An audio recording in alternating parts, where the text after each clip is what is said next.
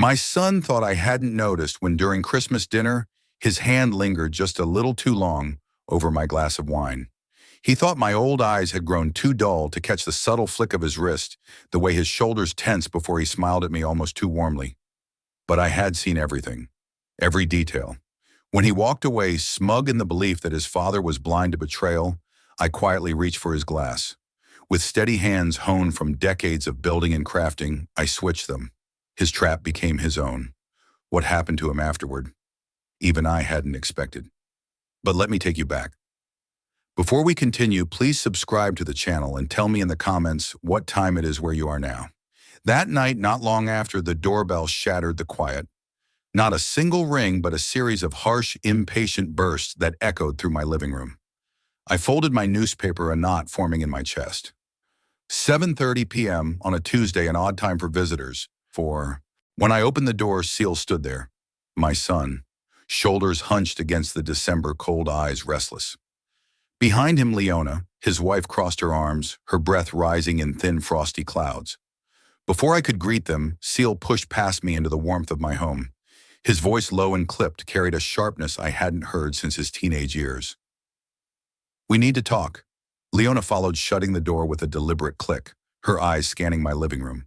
She looked at the shelves I had built with my own hands, the hardwood floor I had laid plank by plank. It wasn't admiration, it was calculation, as though she was appraising something that didn't belong to her.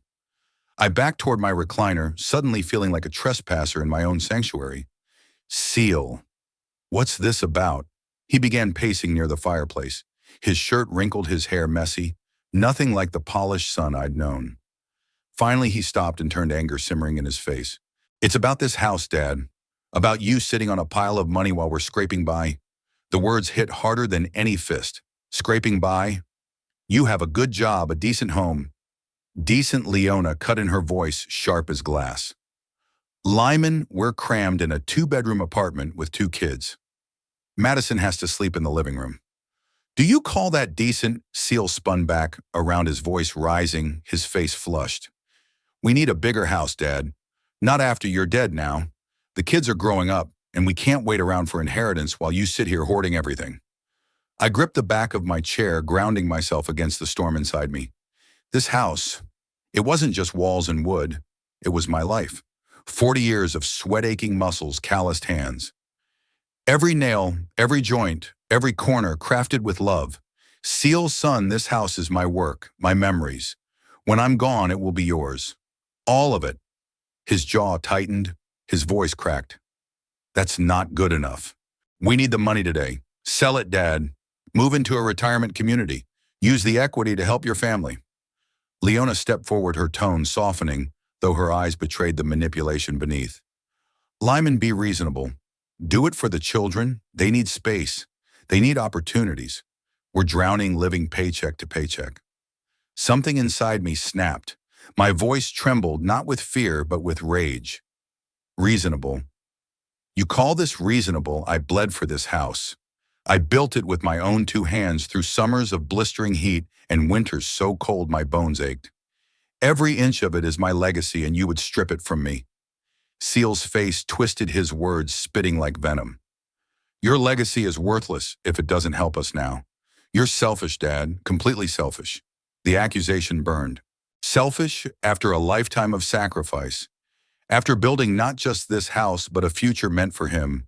My son, the boy I once cradled in these same hands that laid every board of this home, now stood before me with greed in his eyes.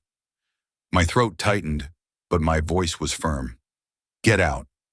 The words left my mouth in a low, steady voice, but they carried the full weight of my resolve, forged over decades of sacrifice and love. "Both of you, get out of my house." For a fleeting second, Seal's eyes widened, as if he couldn't quite believe what he'd heard. Then they hardened, his jaw tightening, bitterness settling into every line of his face. "Fine," he spat, his tone sharp as broken glass. "But this isn't over, Dad. We'll find another way." Without another word, they turned. The door slammed behind them with a violent crack, the force rattling the framed photographs that lined my hallway. Through the window, I stood frozen as their car pulled away, its red taillights cutting across the December night like angry streaks before vanishing into the darkness. And then silence. I remained rooted in my living room, my legs trembling beneath me, my heart pounding so hard against my ribs that I could hear it in my ears. The familiar walls, once a sanctuary, now loomed around me like a fortress under siege. 90 minutes passed, maybe more, before I realized I was still standing in the very spot where Seal had left me. The house creaked and settled, the only sound breaking through the heavy quiet. My flannel shirt clung to me damp with cold sweat. Finally, I sank into my recliner. The leather groaned under my weight, but my hands wouldn't stop shaking. In all my years, I never imagined my own son, the boy whose scraped knees I had bandaged, whose dreams I had built a life to support, would look at me with such disdain, such contempt. My eyes swept across the room. The crown molding I had cut and fitted with patient precision. The hardwood floors I had sanded smooth with aching arms. Every corner whispered memories of long days and longer nights. And there above the mantelpiece, the wedding photo. Martha in her yellow dress, smiling with that light in her eyes that had carried me through every hardship. I rose slowly, crossing the room. My fingertips traced the oak mantel I'd carved from a single piece of timber, each curve bearing the mark of my hand. I whispered to the empty air, as though Martha could still hear me. I remember mixing cement in the winter, laying bricks with mortar that froze before it set. The words caught in my throat as I reached for the silver frame. Martha's face blurred through a veil of tears. She would have known what to do, she always did. With her picture pressed against my chest, I lowered myself into her favorite chair by the window. Martha had a gift. She could see through anger to the fear hiding beneath it. Family above all else, Lyman, she used to remind me. When someone lashes out, it's usually because they're scared. Maybe Seal was scared. Maybe Leona too. Living in a cramped apartment with 2 children, watching their friends buy bigger houses while they counted pennies, that pressure could twist love into desperation. The thought pulled me upstairs into the bedroom. I hadn't changed since Martha was gone. Her dresses still hung in the closet, carrying her faint scent of lavender and old books. My hand brushed past them to the hidden panel at the back. I pressed it open, revealing the small wall safe. The click of the metal door opening was soft, almost apologetic. Inside lay neat bundles of bills, $10,000 I had quietly set aside over the years. Not a fortune, not enough to buy a house, but every dollar had been carved from sacrifice. Skipping dinners out, driving my truck long after it should have been replaced. Peanut butter sandwiches instead of steak. I lifted the money, feeling its surprising weight. $10,000. Not the grand inheritance Seal demanded, but something real, something tangible. Enough for a down payment, enough for a fresh start, enough to say I still love you even after tonight. The crisp edges of the bills pressed into my fingers as I counted them once more, my chest heavy with both sorrow and hope. Tomorrow morning I told myself I would call Seal. I would swallow my pride, apologize for my temper, and offer him this gift. Because even in betrayal, even in anger, a father's heart bends toward his children. Maybe then I thought he would finally understand. I was not his enemy. I was not some miser standing in the way of his future. I was his father, trying, in the only way I knew how, to help the boy I had raised into a man.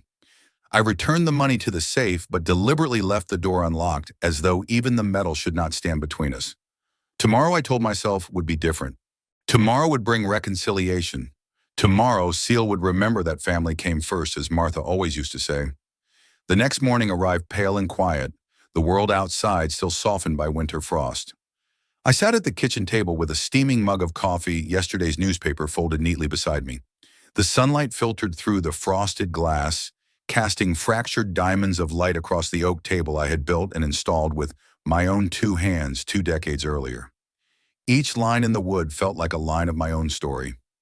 I had already rehearsed my words a dozen times while frying eggs, while buttering toast. Simple words, direct words. An apology wrapped in love, a gift wrapped in hope. My hands trembled as I reached for the phone, as though I was about to lift a weight heavier than any beam I had ever carried on a job site. I dialed Seal's number. It rang twice before his voice came through, sharp, impatient, cutting into the morning quiet. "What do you want, Dad?" Not a greeting, not even the faintest warmth. Still, I pressed forward. "Son, I want to help.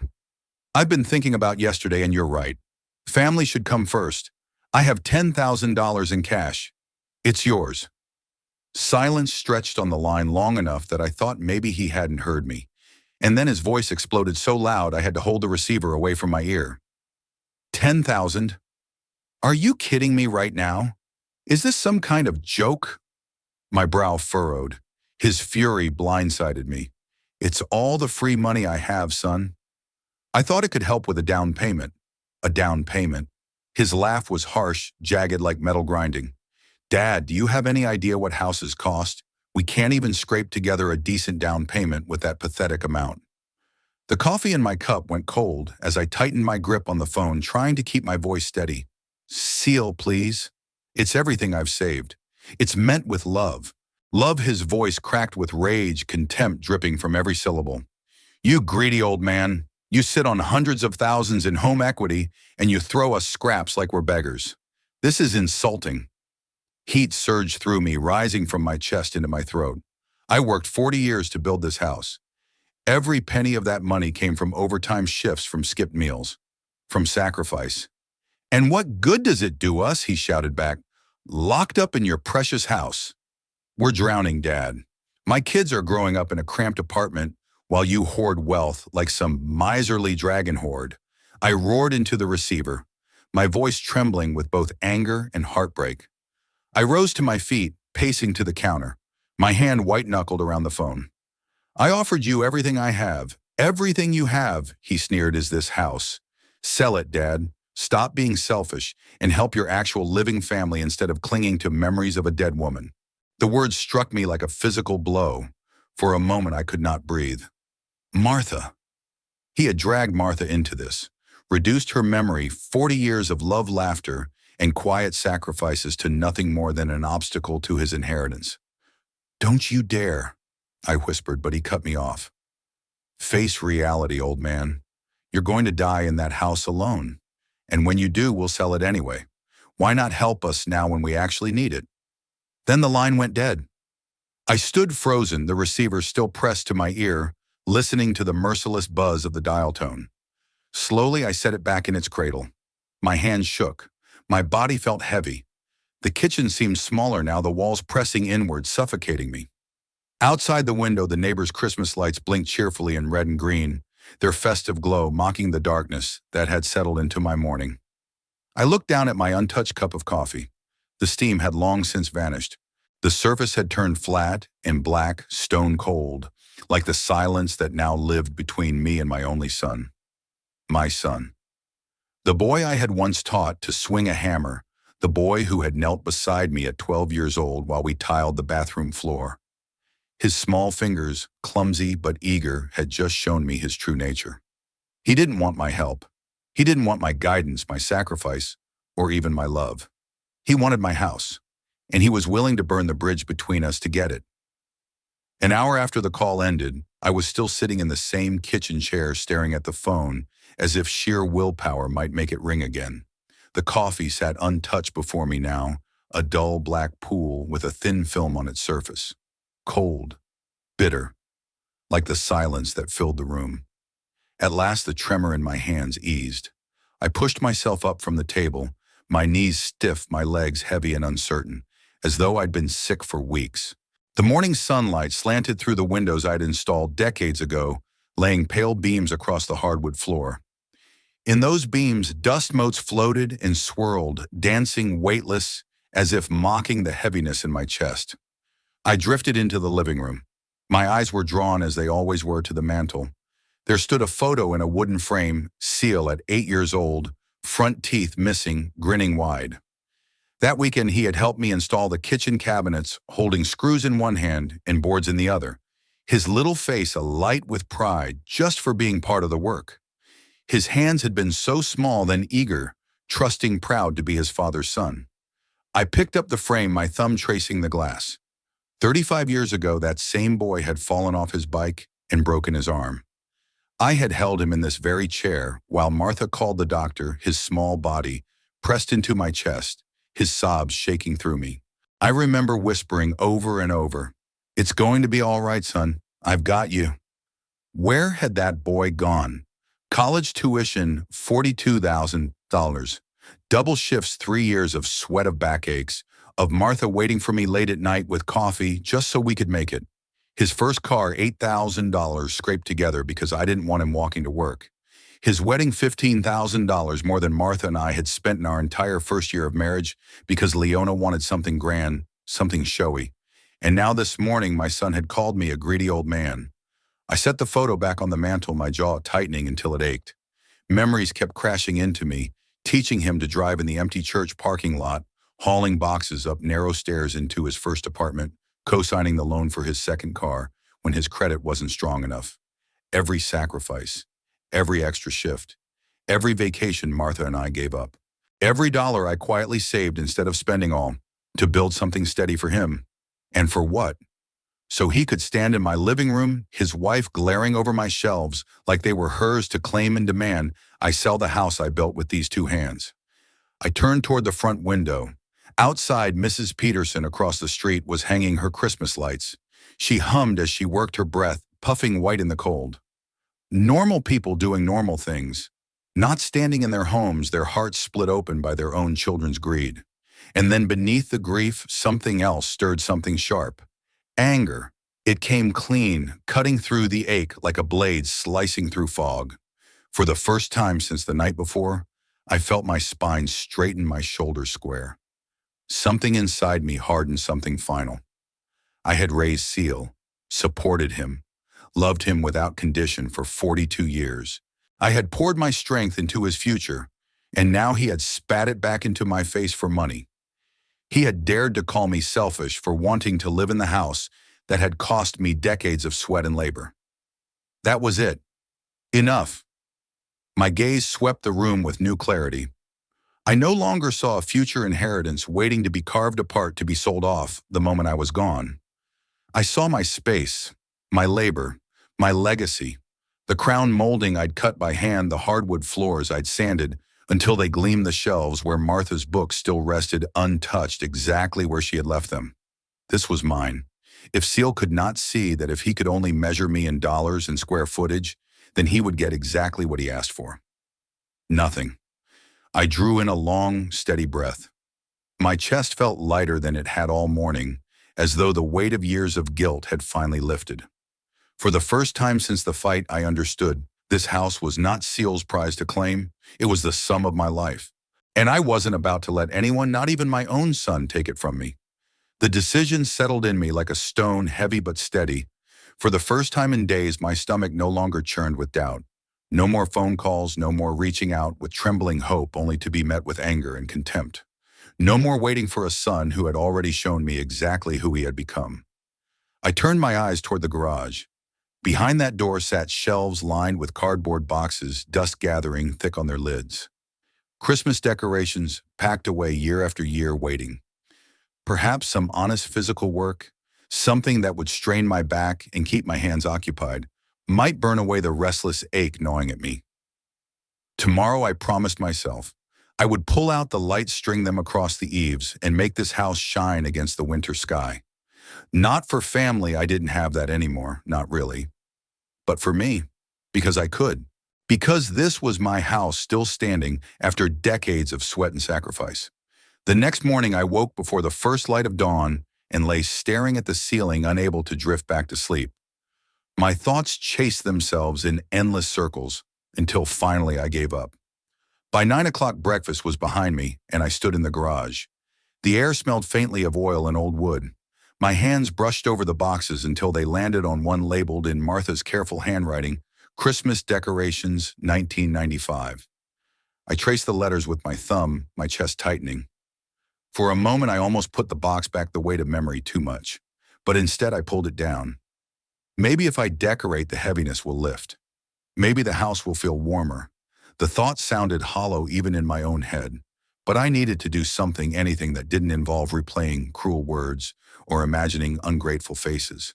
I opened the first box to find a web of tangled icicle lights knotted into a mess that would take patience to undo. I spread them carefully across the workbench, the faint smell of dust rising. One by one, I tested each bulb, watching for cracks or blackened glass. The monotony was oddly soothing. This was a problem I could fix, unlike my son, unlike a broken bond. By 10:30, I was dragging my aluminum ladder from its hooks. Setting it against the house, I placed my foot on the first rung. At 65, the climb took more effort than it once had. My knees groaned, my breath shortened, and twice I had to pause, steadying myself against the cold metal. But the strain felt good honest.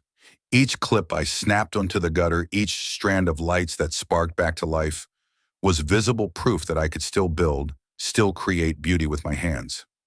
Unlike my failed attempts to repair something far more fragile, by noon the roofline shimmered with the beginnings of light. I stepped back to admire the progress, my chest lifting for the first time in days. Mrs. Peterson across the street raised a hand from her yard, where she was stringing her own decorations. "Getting an early start this year, Lyman," she called, her voice warm. I forced a small smile and waved back. Trying to. At least my neighbors didn't expect me to sell my house, didn't look at me like a bank ledger waiting to be cashed. They saw me as what I was, an old man with his own rhythms, his own traditions, still trying to keep something bright in the cold of December. The day stretched on the house, slowly coming alive with twinkling reindeer, a glowing wreath, strands of light like frozen waterfalls. My body ached, but it was the good kind of ache earned through labor rather than grief. Then at 2:30, just as I was setting the last illuminated reindeer in place on the front lawn, the phone began to ring. I was bent over the workbench, coaxing the last stubborn string of lights apart, when the sharp chime of Cecil's ringtone sliced through the December air. The sound felt jarring, out of place against the quiet rhythm of my breathing and the soft rustle of tangled wires.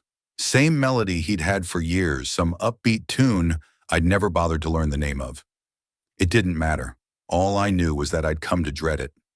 I froze, hands tight around the bulbs, watching my breath cloud in the chilly air. I let the phone ring, and ring, until the noise died out, leaving silence that felt heavier than before. 10 minutes later, it started again. I gritted my teeth, forcing my focus back to the bush lights laid out on the ground. Half the strand was dead brittle from sitting too long in the damp dark of the garage. I'd need to dig through the box of spare bulbs, test each one, piece it together again. The kind of quiet, solvable task I craved. But the phone rang a third time, 2:45. I clenched my jaw and kept moving, pretending not to hear. But my hands betrayed me, shaking slightly as I tried to thread a fresh bulb into its socket. What if this wasn't just another demand? What if something was wrong with the kids? My grandson Tommy had been coughing last week, fighting off a stubborn cold. And little Madison? What if she'd been hurt at school? Martha's voice, clear as day, rose in my memory. "Family first, Lyman. Always family first." But Martha had never lived to hear her son call her husband a greedy old man. The fourth ring came at 2:50. This time I stopped altogether, standing motionless in the yard, the lights dangling from my arm like limp tinsel. My chest tightened, torn clean down the middle. Anger swelled on one side, hot and sharp. Why should I answer after everything? But then came the cold tug of a grandfather's worry.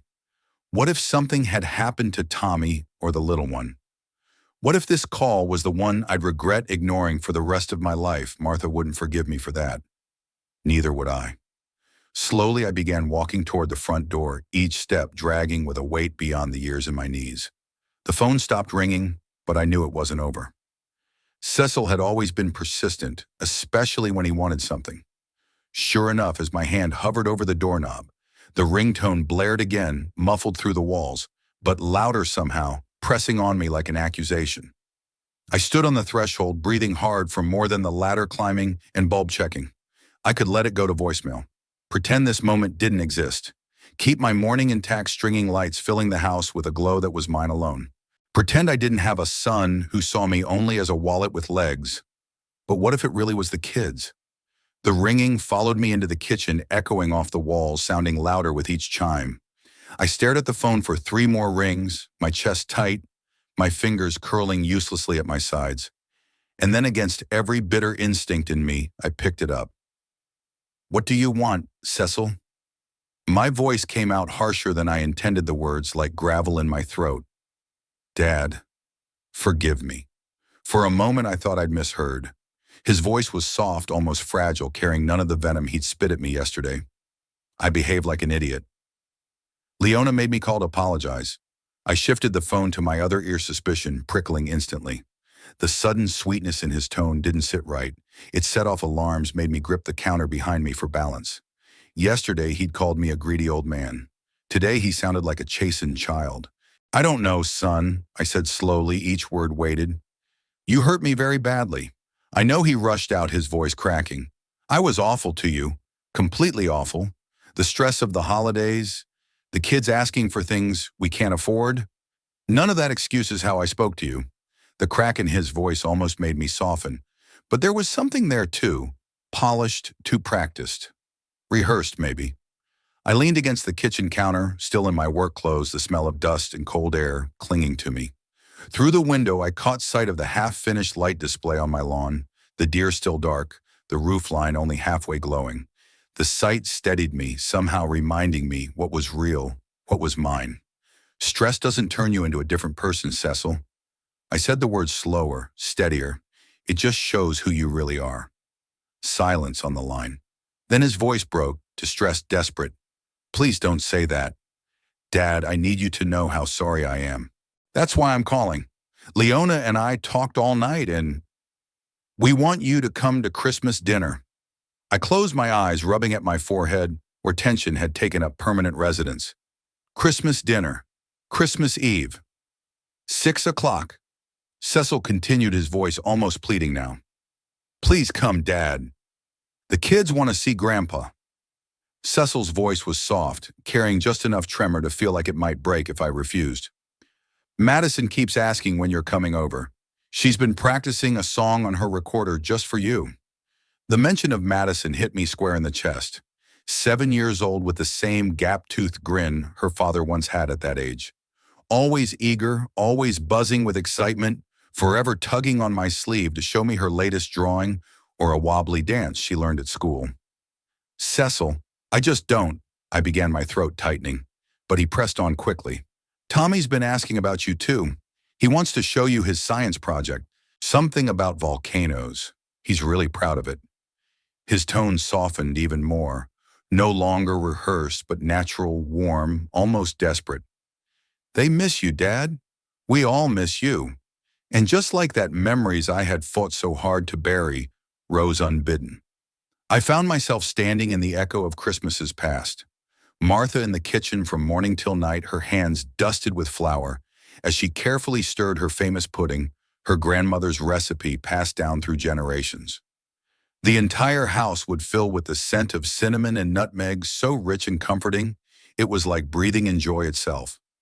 I could still see her smile when we loaded the car packed with wrapped presents and dishes of food, driving to Cecil's place to share the holiday together.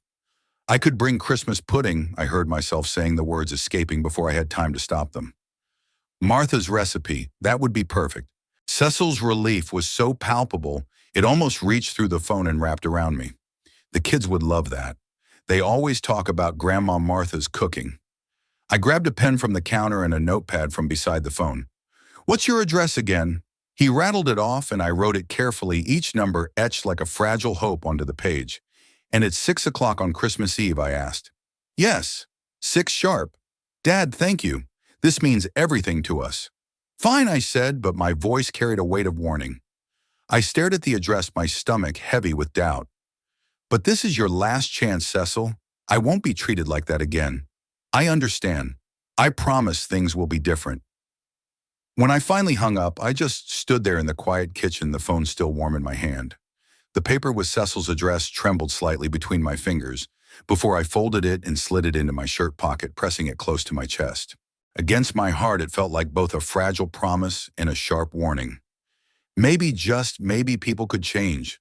Maybe the strain of life and the burden of the holidays had made him lash out in ways he hadn't meant. Maybe his apology was real and Christmas Eve could be the start of something new between us. Or maybe I was just a foolish old man, still clinging to the belief that his son loved him. Saturday morning, December 21st. I sat alone at the kitchen table, staring at Cecil's address again. Doubt gnawed at me, but Martha's voice, gentle, forgiving, whispered from the past. People deserve second chances, especially family. By afternoon, I was circling the crowded parking lot of the shopping center, searching for a spot among last-minute holiday shoppers. Inside the toy store, fluorescent lights buzzed overhead while I wandered aisle after aisle, overwhelmed by the choices. For Tommy, I finally settled on a Lego architecture set challenging enough for a clever 10-year-old who'd inherited his grandfather's steady hands. For Madison, I picked a full art supply kit, colored pencils, watercolor paints, and a thick sketch pad. I could already imagine her showing me her latest masterpiece with that eager sparkle in her eyes. At the register, the cashier, a college-age girl with tired eyes and a weary smile, glanced at the gifts before looking back at me. "Your grandchildren are lucky," she said softly. "It's clear you care a lot about getting them the right things." Pride swelled in my chest, though I only managed a quiet reply. "They're good kids." Sunday and Monday were for Martha's pudding. From the kitchen drawer, I retrieved her handwritten recipe untouched for 3 long years. The sight of her careful cursive nearly broke me. Day 1 mixing, day 2 steaming, day 3 serving. At the grocery store, I gathered everything beef sweet from the butcher counter, crystallized ginger candied orange peel, and the brandy to age the pudding properly. The clerk raised his brow at the suet. "Most people just use vegetable shortening these days." "This is my wife's recipe," I said, steady and certain. "Some things shouldn't change." Back home, I cleared the counter and set out Martha's largest bowl, the deep blue ceramic one we had received as a wedding gift all those years ago. Its glaze was chipped on one edge, but that only made it more precious. That bowl had seen decades of family meals, birthday cakes, and Christmas puddings, each one mixed with love and laughter. Tonight, as I placed it on the counter, it felt almost sacred, like an altar. I unfolded Martha's recipe card, her handwriting looping across the yellowed paper, and I followed the instructions as though reciting a prayer. Fold in the flour gently. Don't overmix. Add the brandy last. My hands moved carefully, reverently, as though she stood beside me watching, guiding. The dense batter clung to the wooden spoon, thick with dried fruit and candied peel. Soon the kitchen filled with the warm fragrance of nutmeg, cinnamon, and brandy scents so rich and familiar that for a moment, if I closed my eyes, I could almost believe she was still there. By Monday, it was time for the steaming. I wrapped the pudding in layers of cheesecloth, knotting it the way Martha used to, and lowered it into her old steamer pot, the same one she had used every Christmas for over 40 years. As the water bubbled and the steam rose, the kitchen turned hazy, the air heavy with memory. The steam curled upward like incense in a church, and with it came the ghosts of Christmases past Martha, humming in the kitchen, Cecil as a boy shaking his presents under the tree, the house alive with warmth. When Christmas Eve arrived, I dressed with care. From the closet, I chose my navy suit, the one I hadn't worn since Martha's funeral. It felt stiff with memory as I slipped it on, but the occasion demanded formality, a kind of respect. The white shirt required ironing, and I took my time with it, smoothing every crease, giving special attention to the collar the way Martha had taught me long ago. I caught myself murmuring aloud, "There, Martha, you'd approve of this, wouldn't you?" The gifts I had chosen went into plain brown paper bags, just as my parents had done when I was a boy. No glossy wrapping paper, no shiny bows, just simple bags tied with bright red ribbons at the handles. There was dignity in their simplicity, and a deep nostalgia that carried me back to my own childhood. Christmases when joy came not from the wrapping, but from the love behind it. By 4 o'clock, the pudding had cooled, and now sat neatly bundled in fresh cheesecloth on the kitchen counter. I paused in the hallway, standing before the mirror, tugging my tie until it sat straight. The reflection staring back at me looked older, wearier, but tonight I wanted to look my best. Martha would have wanted that. She always said Christmas was about showing your love in the smallest of details. The drive to Cecil's neighborhood took about 20 minutes. The streets glowed with festive light displays, yards alive with inflatable Santas, twinkling reindeer, and whole houses draped in strings of colored bulbs. The brightness only made the winter night darker beyond a contrast I felt deep in my chest. When I turned onto Cecil Street, I immediately noticed the uniformity of the development, identical colonial-style homes, lined up neatly, each one with its manicured lawn and matching mailbox. So different from my hand-built craftsman cottage full of imperfections and soul. I pulled into the driveway behind Cecil's sedan, shut off the engine, and sat for a moment with my hands on the steering wheel. Through the wide front windows, I could see the soft glow of lamps spilling across the room and shadows dancing near a tall Christmas tree. Then, clear as a bell, children's laughter carried out into the cold night air. My heart, heavy with caution, suddenly lifted. Gathering the bags and the pudding from the back seat, I climbed the front steps. Before I could knock, Madison's voice rang out from inside, shrill with excitement. "Is that Grandpa's car?" The door swung open, and there was Cecil, his smile broader than I'd seen in years. Dad right on time. His voice carried warmth I hadn't dared hope for. He stepped aside, and before I could answer, Tommy and Madison came racing down the hallway. They flung themselves at me, wrapping small arms around my waist in a tangle of hugs. "Grandpa, you came," Madison cried, her gap-toothed grin beaming up at me. I laughed, my voice breaking as I bent to kiss the top of her head. "Of course I came, sweetheart. And look, I brought presents." From the kitchen doorway, Leona appeared, wiping her hands on a red and green apron patterned with holly leaves. Her face softened into a genuine smile. "Lyman, you look wonderful. Please come in. Let me take your coat." Her welcome, so much warmer than our usual strained exchanges, surprised me. Inside, the house glittered with modern holiday elegance. A towering Christmas tree stood in the corner of the living room, decked in silver and gold ornaments that shimmered under the lights. Through the archway, the dining table gleamed with fine china and crystal glasses, the kind of careful preparation that spoke of respect for the evening. "Kids, give Grandpa a little space," Cecil said, laughing as he helped me with my coat. But the children were relentless, tugging at my hands, eager for the bags. I handed them over, watching their faces ignite with joy as they pulled out their treasures. Tommy's eyes went wide when he lifted the Lego set. "Grandpa, this is the one I wanted. How did you know?" I smiled, warm through. I still remember what 10-year-old boys like. Madison clutched her art kit against her chest as though it were a priceless jewel. "Can we use these tomorrow morning, Grandpa? I want to draw you a picture." I chuckled. "We'll see what your parents say, sweetheart." Their joy, their innocence, it melted the last of my hesitation. Finally, I turned to Leona and presented the carefully wrapped pudding. She gasped, placing a hand on her chest in a gesture of delight. "Oh, Lyman, you shouldn't have gone to all that trouble. Martha's recipe, isn't it? The children will be thrilled." Her words, full of recognition and respect for Martha's memory, settled over me like a blessing. For the first time in years, it felt as though I had truly come home. Seal ushered me toward the dining room with the eagerness of a man showing off a prize.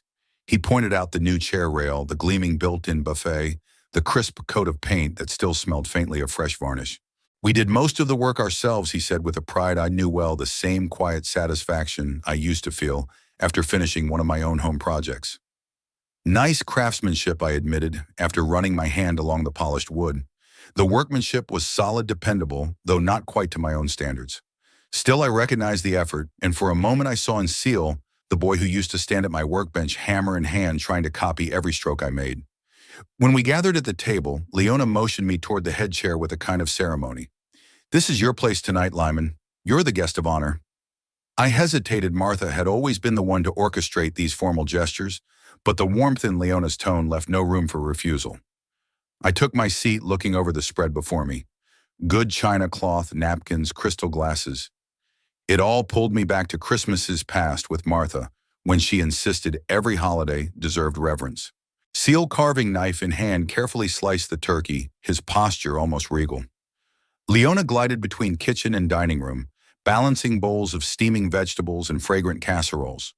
The room filled with familiar, comforting sounds, silverware against porcelain, children's voices rising and falling like music, the hum of conversation wrapping around me like a blanket. Tommy launched into a lively description of his science project, while Madison hummed carols under her breath, off-key but charming. I smiled, my heart softening. For the first time in many weeks, I felt the tight knot in my chest beginning to loosen. Then Seal spoke, his voice gentler than I'd heard in a long while. "Dad, I really regret that conversation we had. I was completely out of line." I studied him for a moment, then nodded slowly, tasting the stuffing that reminded me of Martha's own. "Let's just focus on tonight," I said, "on family."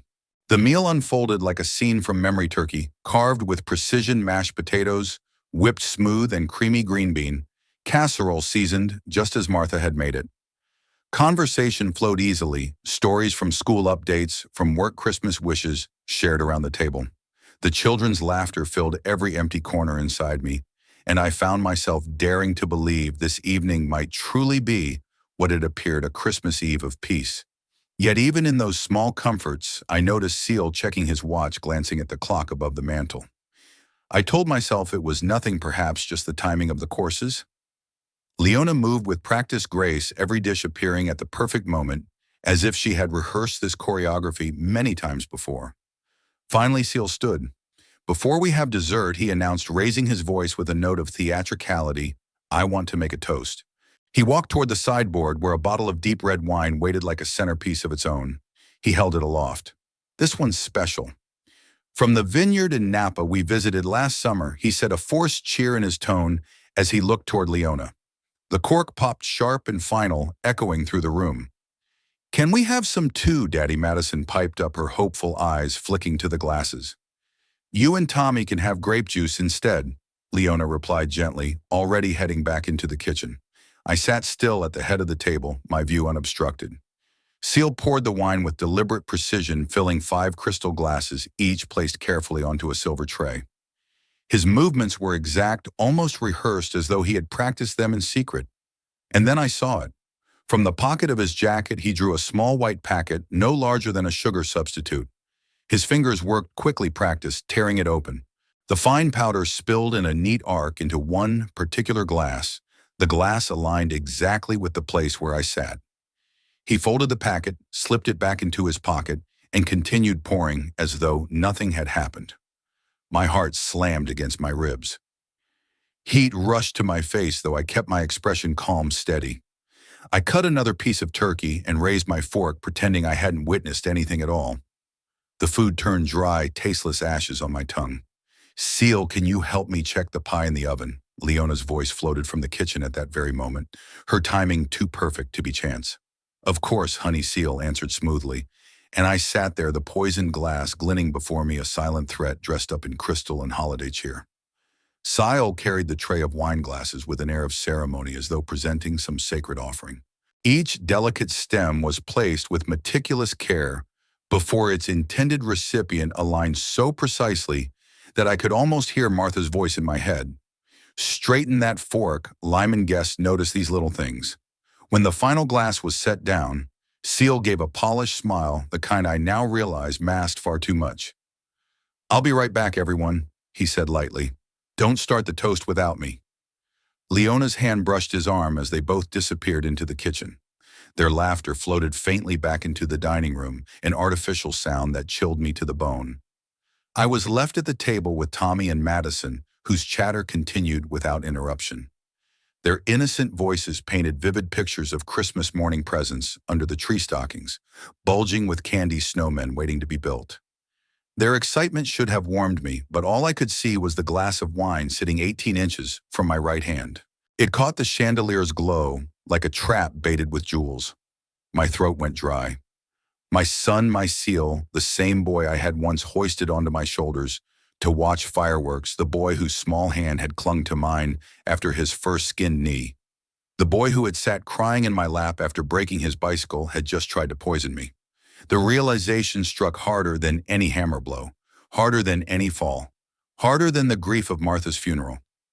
My son's love had been a mask. Every warm word he'd spoken tonight, every gesture of reconciliation, every laugh and shared memory, all of it was an act, a script carefully rehearsed to lure me here, to make me lower my guard. They wanted me dead. For what? The inheritance, a house built by my own hands, a bank account hardly worth such treachery, or perhaps just to erase me tidy and final, with a story about an old man's weak heart giving out on Christmas Eve. The sound of Seal and Leona returning pulled me back. My hands trembled under the table, and I clenched the napkin hard enough to crumple its folds. "Sorry about that," Seal said, sliding into his seat with that same too bright grin. The pie needed a few more minutes. His tone was casual, but his eyes gleamed with a flicker of anticipation he couldn't quite conceal. He reached for his glass and lifted it toward me. "Now, Dad," he said warmly, "that toast to family, to new beginnings, to letting go of the past." The words felt like knives cloaked in velvet. My gaze dropped to the poisoned glass before me. Every instinct screamed at me not to touch it. My mind raced. Should I confront him here in front of the children? Pretend to drink, call the police later? But what proof did I have besides the flick of powder, I'd seen slip from his fingers. The room grew unbearably still. The only sounds were the grandfather clock ticking in the corner and the relentless pounding of my own heartbeat in my ears. Seal's smile faltered as the silence stretched, then steadied again with forced confidence. Leona, slipping back into her chair, avoided my eyes, but I saw her relief when I reached for the stem of my glass. "Now then," Seal announced, his voice booming with false cheer as he raised his glass high. "To family and forgiveness." Tommy and Madison lifted their juice cups with delighted giggles, mimicking the ritual without understanding the darkness beneath it. Seal's face glowed with triumph as his glass hovered near mine, waiting. I lifted my own glass slowly, deliberately. Our eyes locked across the table. For a moment it was as though we were alone in that room, father and son once bound by love, now severed by betrayal. We all drank together. Seal took a deep, satisfied swallow. Leona's sip was small, her eyes flicking to me, searching for signs. The children drained their juice in innocence. And I let only the faintest touch of wine graze my lips, just enough to feign participation. Seal set his glass down with a flourish, his gaze flicking to his watch, an emotion so subtle he must have thought I wouldn't notice. How long had he planned for it to take? 20 minutes? An hour? He looked too calm, too ready, as though he'd already rehearsed watching me collapse. I placed my glass carefully back on the table, every movement deliberate. Then I fixed my son with a steady, unflinching gaze. "Seal," I said, my voice low but carrying through the room, "what did you put in my glass?" The color drained from his face instantly, faster than water rushing from a broken pipe. "What?" His voice cracked shrill and panicked.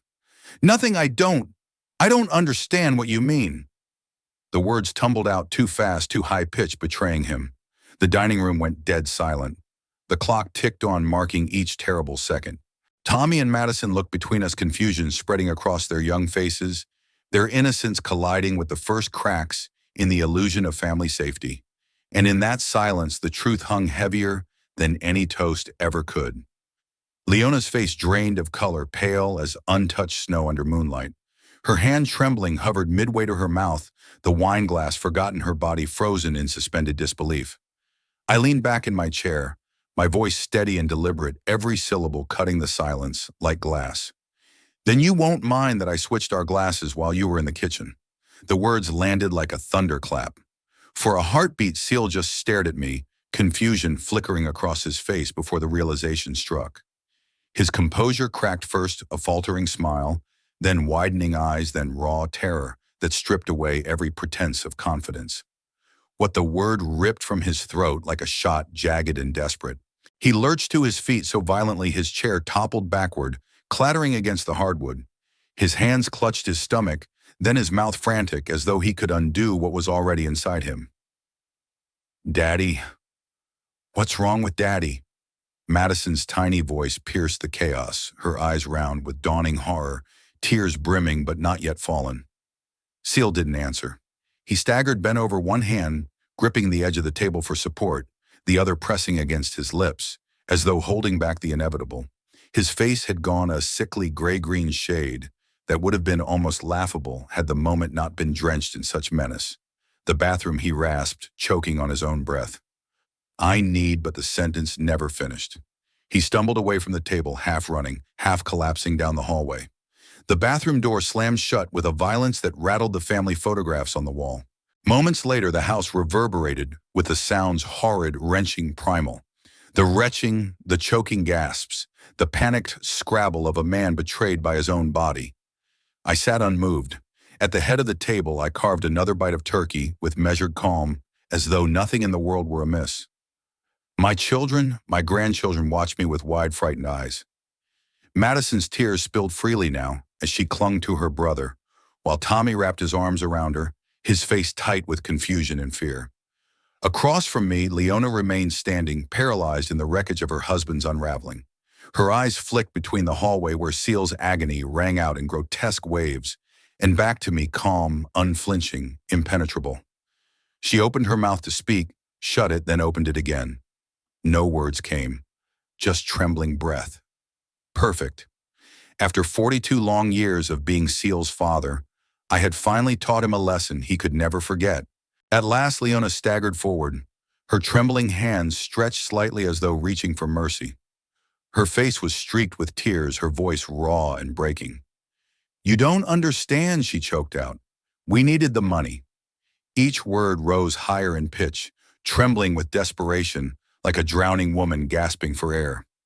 I set my fork gently on the plate, then looked at her with all the warmth I might reserve for a stranger. My voice came cold, deliberate. "You tried to kill me for my inheritance." From down the hall came another violent wave of Seal's retching, followed by a pitiful groan, weak and animalistic. Madison broke into louder sobs at the sound, clinging tighter to Tommy, who tried in vain to soothe her. "It was only a sleeping drug," Leona blurted, suddenly words tumbling over themselves in her haste.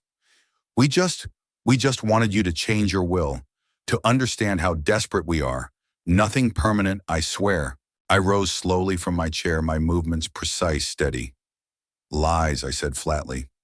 "You dosed him heavily enough to make him violently sick. If this were just a sleeping pill, you wouldn't need to crush a bottle of it into his drink." Her composure shattered completely then. She broke into frantic confession, her voice strangled by fear and rage. "The mortgage payments are crushing us. The kids need things we can't give them. And you're sitting on hundreds of thousands while we scrape by every month." Seal's groans punctuated her pleas, echoing from the bathroom like a grotesque chorus of guilt. "I offered you $10,000, I reminded her coldly, each word deliberate as a hammer striking steel. "And your husband called me a greedy old man, then hung up on me.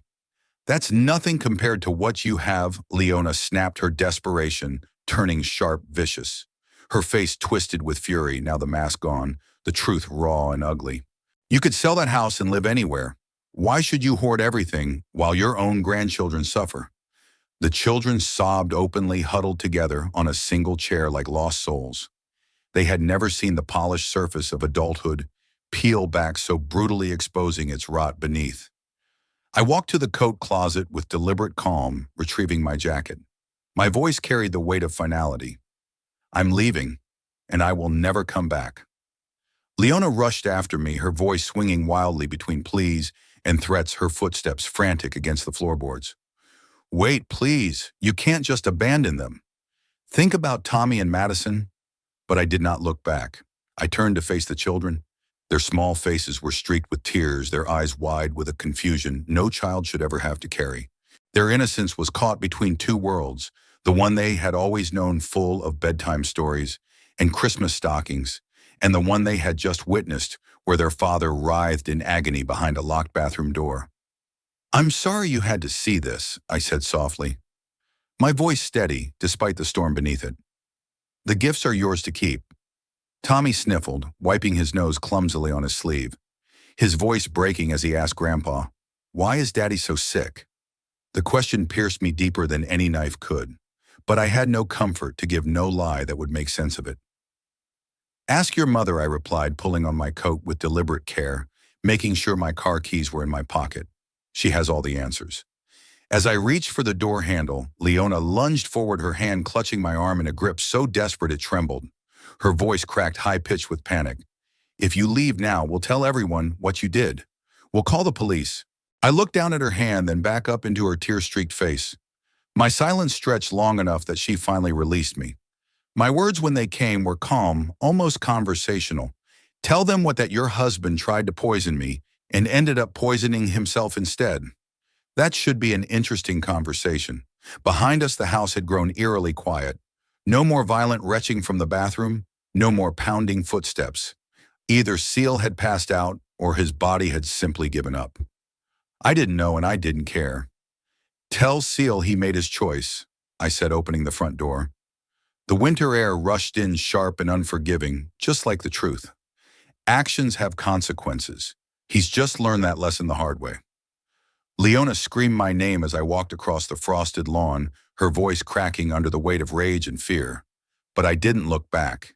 The engine turned over smoothly, loyal as ever, and the headlights cut a path into the December darkness. In my rearview mirror, I caught one last glimpse of her silhouette framed in the doorway, desperate, furious, broken. I didn't slow down. Some bridges once burned should never be rebuilt.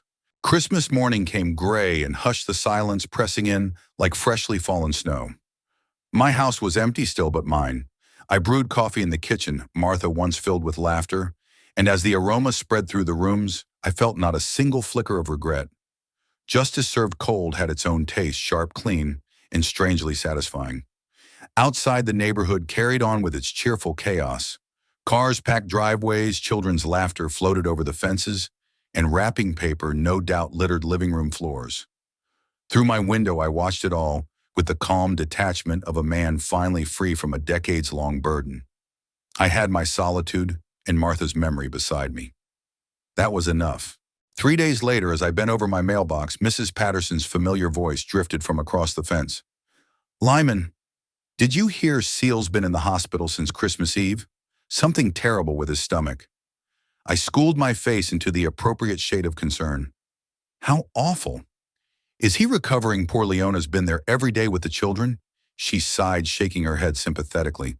"The doctors aren't sure what caused it. Some kind of severe food poisoning or maybe a reaction. You know how these things go during the holidays, too much rich food, too much excitement." "Indeed," I murmured. "Please give her my regards when you see her." She studied me carefully, her eyes sharp as if hoping to catch a flicker of emotion, some paternal instinct stirred by the news of my son's suffering. "Will you be visiting him at the hospital?" she pressed. I forced a faint smile the kind neighbors give when they wish to end a conversation gracefully. "I'm sure he's in good hands with the medical staff." That evening I sank into Martha's favorite chair, the fabric worn from years of her presence, and let the silence of the house settle around me. I considered Seal's fate. The boy had tasted his own poison in the most literal sense. Whatever he had planned for me had been far stronger than Leona dared admit. Sleeping pills didn't land a man in the hospital for days. No, this was something darker, something crueler. By December 30th, my course was clear. The decision had taken root in me like ice spreading across a frozen lake. Some bonds could be mended, others shattered forever. And this one was gone. The phone call to my lawyer was brief, efficient, and utterly without ceremony. There are moments in life when words feel like clutter, and this was one of them. By the time I stepped into the law office the next morning, the air itself seemed to conspire with my resolve, the faint scent of leather ink and polished wood filling the space like the gravity of old decisions. It smelled exactly as it should, serious, permanent, irrevocable. Mr. Friss had been with me through darker times. He had shepherded Martha's estate after she passed, guiding me through the fog of grief with a patience that never wavered. He knew me as a cautious man, steady one who never rushed into change unless the necessity was carved deep and undeniable. "Are you certain about this, Mr. Sims?" His tone was neutral, but his eyes lingered on me with the weight of quiet judgment. He flipped through the freshly drawn documents, each page rustling like the slow turning of a chapter. "This represents a significant change from your previous arrangements." I leaned forward, the words coming out flat measured, as cold as the December wind that had carried me here. "Someone who tries to poison his own father doesn't deserve inheritance. Not 1 cent. The house and my savings will go to St. Jude's Children's Hospital. Every dime will serve a better purpose than lining Seal's pockets." Mr. Friss's brows furrowed as he continued to scan the will, his finger tracing clauses and signatures yet to be inked. "And the grandchildren? They'll receive trust funds when they turn 25. I replied without hesitation. "Enough to see them through college, enough to give them a fair start in life, but not enough to make them idle or spoiled. They'll earn the rest on their own, as all worthwhile people must." He set the papers down, folding his hands, his voice even softer. "And your son and daughter-in-law, nothing." I didn't blink. They've shown their true nature. They've forfeited any claim to this home, this legacy. Blood may bind, but it doesn't excuse betrayal. The signing ceremony that followed was simple, clinical, but to me it carried the weight of absolution. My hand moved steadily across each page, my signature flowing in ink, as though I were carving a line beneath the past, severing it once and for all. Each stroke was an ending and a beginning. 2 office clerks stepped in as witnesses, lending their signatures to mine, the final stamp that made the document irrevocably binding. When it was finished, I leaned back in my chair, a strange calm washing over me. For the first time in months, I felt in control, not of Seal's choices, not of Martha's absence, but of my own future. January dawned crisp and mercilessly clear. The winter sun scattered diamonds of frost across rooftops and lawns. As I returned home, the envelope containing my new will, tucked securely beneath my arm. Inside my house, I opened the old wall safe, its hinges groaning like an old friend, and slid the thick packet into the same space where Martha's jewelry box had once rested. It fit perfectly, as if waiting all along for this new chapter. I stood in the quiet living room for a long while, letting the weight of what I had done settle around me. For the first time, the house didn't feel like something held in limbo, waiting for greedy hands to claim it. It was mine again, not as a temporary vessel, but as my sanctuary, my fortress until the day I joined Martha. Seal had given me a lesson about family loyalty, though not the one he thought he was teaching. I learned that sometimes blood isn't thicker than water. Sometimes it is poison, and the only antidote is severance. Martha's photograph sat on the mantel, her smile soft, timeless and knowing. I raised my coffee cup in a quiet salute toward her picture, my chest tightening, not with grief this time, but with something closer to triumph. "You would approve, dear," I whispered, and for the first time in years I believed it. I protected what Martha and I built together, the love, the memories, the home that carried the echoes of our laughter and the weight of our struggles. Every choice I made was not just for myself, but to honor the life we shared and to ensure that it would never be tainted by betrayal. If this story touched you, I would be truly grateful if you could show your support. Please like this video, subscribe to the channel, and share your thoughts in the comments below. Your impressions mean more than you know, and I love hearing how these stories resonate with you. And when you're ready for another journey, another voice from the past, with lessons for today, simply click the box on the left to listen to the next story. Thank you for watching and for walking this road with me.